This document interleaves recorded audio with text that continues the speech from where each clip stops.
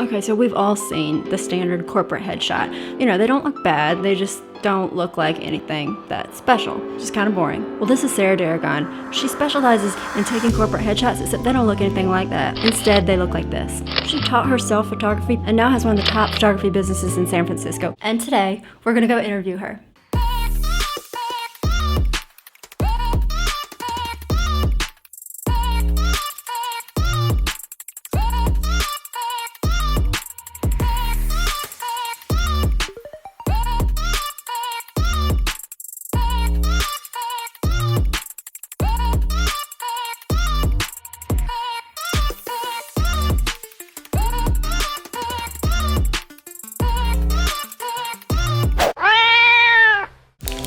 I'm hungry.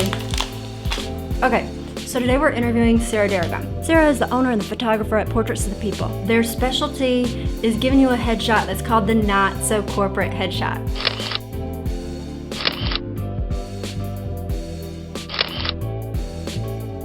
Also, if you need a family photo but you ain't all about that awkward life, look at these. Like, I want to have a kid just so she can take a photograph of it. I want to know how she gets people to feel so chill in front of the camera. And if you look at Portraits of the People, their Yelp page, look at this. People call her the whisperer for people who have anxiety in front of the lens. Also, let me just read some of Sarah's clients. Oprah Magazine, Huffington Post, Adobe, Yelp, Shook, Nextdoor, Finery 29, Bus Magazine, Human Rights Campaign. I mean, you get the idea. This lady's got skills, so I'm gonna stop talking so we can go talk to her. Let's go. So actually, we will not be going anywhere because Sarah messaged us to let us know that there's painting going on at her place. So we're like, just come over here.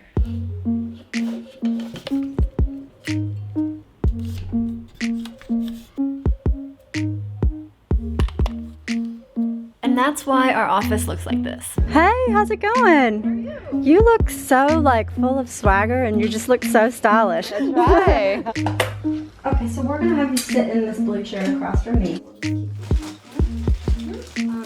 So crazy, you guys. That's not bad. I usually black out. I don't remember what I say. I'm pretty sure. I think that was fine. Yeah. Hey y'all, it's Mary, and we are live on the Sheleader show, and I am so excited today to be sitting with Sarah Deragon. Say hey to Sarah.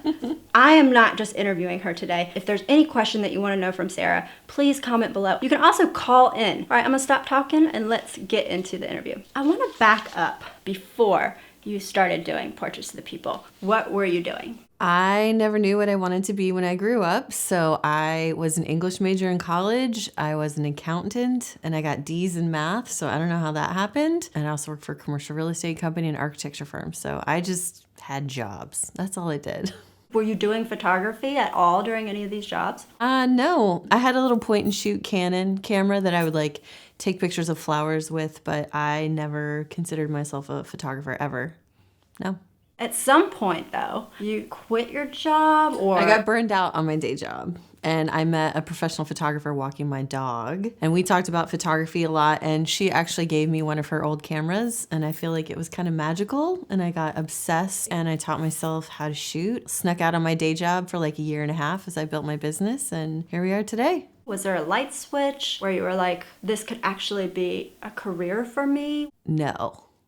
You just have to be like really brave. I have a very strong independent spirit, so there was always something about me not liking to be told what to do. It was actually my ex that was like, you complain about your boss every day at your day job, you should quit and be a full-time photographer. And I was like, there's no way anyone will pay me to do this full-time, and I prove myself wrong every day.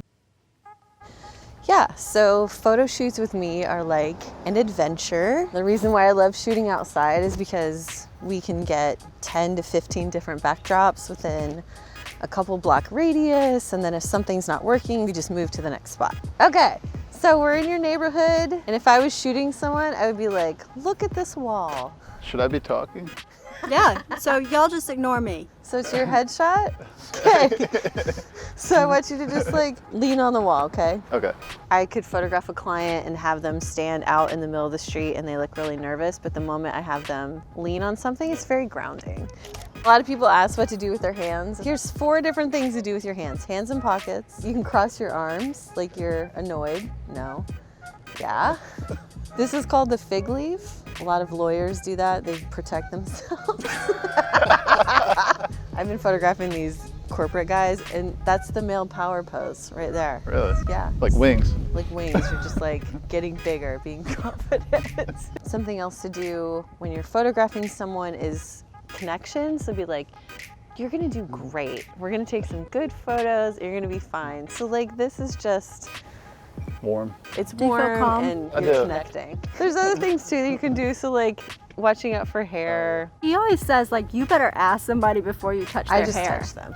Yeah, I do too. But I've also touched someone's hair too much and made them super insecure and nervous. So like it could go either way. Your job today is to breathe, okay? Because someone's nervous, they're gonna not breathe. And then number 2 would be to think about, find a place in your head where you're really happy, okay? You can be on vacation, you can be hanging out with her, whatever you want, but you have to go to that place. I'm eating some food, I think. Eating food, good. Some like fat Chinese food. And also being directive. So like if I'm not gonna have him look at the camera and be like, look across the street at that white car and then think about Chinese food. Okay. That's good. All right, I'll do a couple shots. Let's have you look that way towards the car. Yeah, that's good. Good. Wait, you're not thinking about Chinese food. You look worried. Oh, really?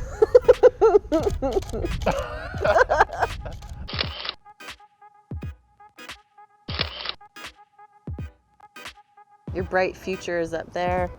That was a good smile.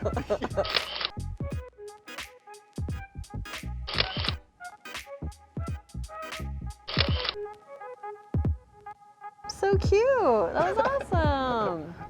When you had the idea, okay, I'm going to go out on my own, I'm going to make a business out of this, like, what was your first step? Definitely getting clients is the first step. How do you get your first clients? You just share what you do with the world, and you have to be really brave about it because people will judge you, and especially photography is super subjective. But if you offer something special, you have to start telling people that you are doing it.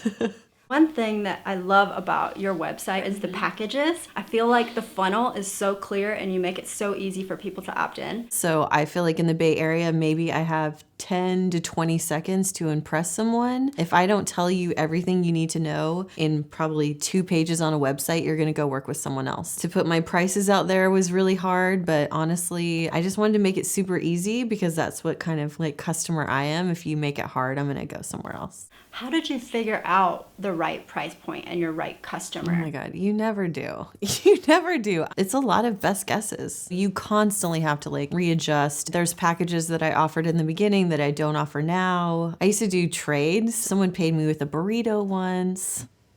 Do you get feedback from your customers directly, or do you just know, hey, ain't nobody buying this right now? Exactly. Ain't nobody buying. I haven't had a submission in 5 days. What can I do? How can I pivot? I think word of mouth is huge, but for me, Yelp is 80% of my business. Yelp customers are savvy and click through, and we book in 2 emails, and so I love Yelpers. I want to talk about your personal project that you did, the identity project. What was that project and where did the idea come from? I was talking to my ex and her best friend, and she's from Brazil, and she was talking about bears and cubs and pandas, and these are all subsects of the gay male community. And she's like, there's no words for these in Portuguese. And so I was like, well, it would be really cool to do a photo project where queer people would be photographed and they get to choose the words to define their gender and sexuality. And so my ex took a picture of me.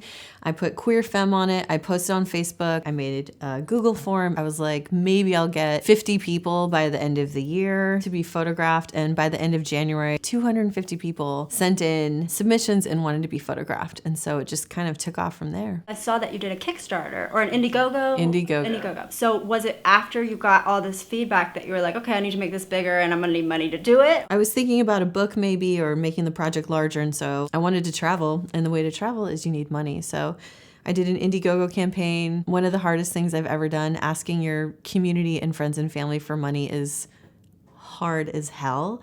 If I ever do it again, I'll ask for like triple the amount of money that I asked for this time. But yeah, so I got to travel. It was really great. How'd you plan for the campaign? And I what advice hired would you someone give? to help me. I hired someone to help me. She was really smart. She'd run campaigns before. She helped me think through the perks. She helped me think through the social copy. You know, I really believe in paying people, outsourcing your weaknesses. And she helped me get the funding. That is a good lesson. Yes. Yes. You don't have to know everything and you don't have to do it by yourself. What's the best business advice you've ever gotten? Oh, man. Be fearless. You just really have to go for it, like all the time. And some days I miss having a day job where I don't worry about my business every day. Definitely crazy faith, fearlessness. That's the best business advice I have. That's one you hear a lot, and there's a reason for it. There's a reason, yeah. It's not for the weak-hearted to be an entrepreneur. What's the hardest part of being an entrepreneur? I think the amount of time that you spend by yourself in your own head about how things are working, how things aren't working. Being part of a team is really beneficial, but when you're by yourself, you're just constantly hustling. What's one of the best parts? Not having to go into an office, not having anyone telling me what to do. Those are my two favorite things. The proportion of time that I get to wear PJs is... Totally. The days I don't have to put real pants on, I treasure those days. Yes, they are treasures. What have you learned about yourself through entrepreneurship? Wow.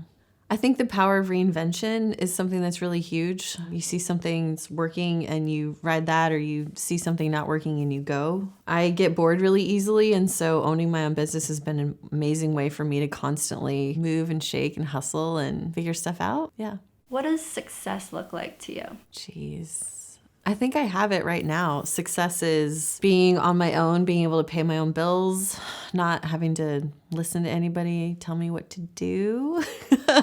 And I also feel like it's being not necessarily acknowledged, but just like knowing that there's people paying attention to what I'm doing, and that if I have a crazy idea and I want to shoot another project, that it'll resonate. Yeah, that's success for me. That is an excellent definition of success. I don't know that it gets better than that. Do you have any questions? This is your opportunity to ask questions of the viewers who are watching now or later on YouTube. Any question you want to ask? I guess what makes you follow someone? What makes you interested in who they are as a person? What gets you super excited about someone's life transitions, or what makes you tune out? Yeah, I want to know that too. So, really, please answer that. Appreciate you hanging out with us. All right, we'll see you next time. That was so good.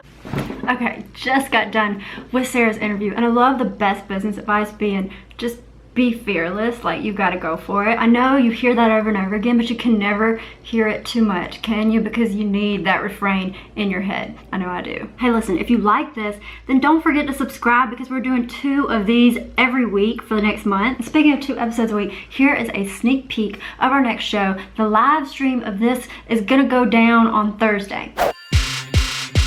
Shapeshifter, her name. Self-love, her claim to fame. African, who knows her name. Which stay up in your lane. Never a hoe. YOLO. Walls fall down like Jericho. She beat deep like ESO. It's 415 or the 510. Maryland. So you probably thought this was gonna be a music video, but that's actually today's Sheleader.